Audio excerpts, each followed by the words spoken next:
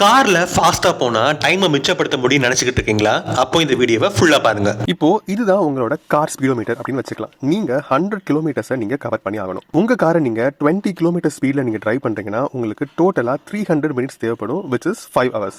இதே இது நீங்க 40 கிலோமீட்டர் ஸ்பீட்ல நீங்க டிரைவ் பண்றீங்கன்னா அப்படியே பாத்தீங்கன்னா உங்களுக்கு ஹாஃபா இது கம்மியாயிடும். ஸோ தட் நீங்க 150 மினிட்ஸ்ல நீங்க 100 கிலோமீட்டர்ஸை கவர் பண்ணிடலாம், which is 2.5 hours. இப்போ நீங்க 80 கிலோமீட்டர் ஸ்பீட்ல வந்து டிரைவ் பண்றீங்க அப்படின்னா நீங்க 75 மினிட்ஸ்ல இந்த 100 கிலோமீட்டர்ஸை டிரைவ் பண்ணிடலாம். இது வரைக்கும் ஓகே. பட் இதுக்கப்புறம் பாருங்க, நீங்க 100 கிலோமீட்டர் ஸ்பீட்ல நீங்க டிரைவ் பண்றீங்க அப்படின்னா இந்த 100 கிலோமீட்டர்ஸை கவர் பண்றதுக்கு உங்களுக்கு 60 மினிட்ஸ் தேவைப்படும், which is 1 hour. பட் பேசிக்கா பாருங்க, நீங்க 80ல போறதுக்கும் 100ல போறதுக்கும் உங்களுக்கு ஜஸ்ட் 15 மினிட்ஸ் தான் உங்களால சேவ் பண்ண முடியும். இதே இது நீங்க ரிஸ்க் எடுத்து 120 கிலோமீட்டர் ஸ்பீட்ல நீங்க டிரைவ் பண்றீங்கன்னா இந்த 100 கிலோமீட்டர்ஸ் நீங்க கவர் பண்றதுக்கு உங்களுக்கு 50 மினிட்ஸ் தேவைப்படும். உங்களால வெறும் 25 மினிட்ஸ் தான் சேவ் பண்ண முடியும். ஸோ இந்த 25 மினிட்ஸ் கவர் பண்றதுக்கு தான் நீங்க ஹை ரிஸ்க் எடுத்து 120 கிலோமீட்டர் ஸ்பீட்ல நீங்க டிரைவ் பண்றீங்க. நீங்க எந்த 5 ஸ்டார் ரேட்டிங் கார் வச்சிருந்தாலும் அதை 64 கிலோமீட்டர் ஸ்பீட்ல தான் டெஸ்ட் பண்ணி 5 ஸ்டார் கொடுத்துருப்பாங்க. அதை ஞாபகம் வச்சுக்கோங்க. ஸோ இப்பவே இந்த வீடியோவை ஹை ஸ்பீட்ல போற உங்க ஃப்ரெண்ட்ஸ் அண்ட் ஃபேமிலி மெம்பர்ஸ்க்கு ஷேர் பண்ணி அவங்கள சேஃபா டிரைவ் பண்ண சொல்லுங்க. அண்ட் இது போல யூஸ்ஃபுல் இன்ஃபர்மேஷன் தெரிஞ்சுக்க இப்பவே நம்ம சேனலை ஃபாலோ பண்ணிக்கோங்க.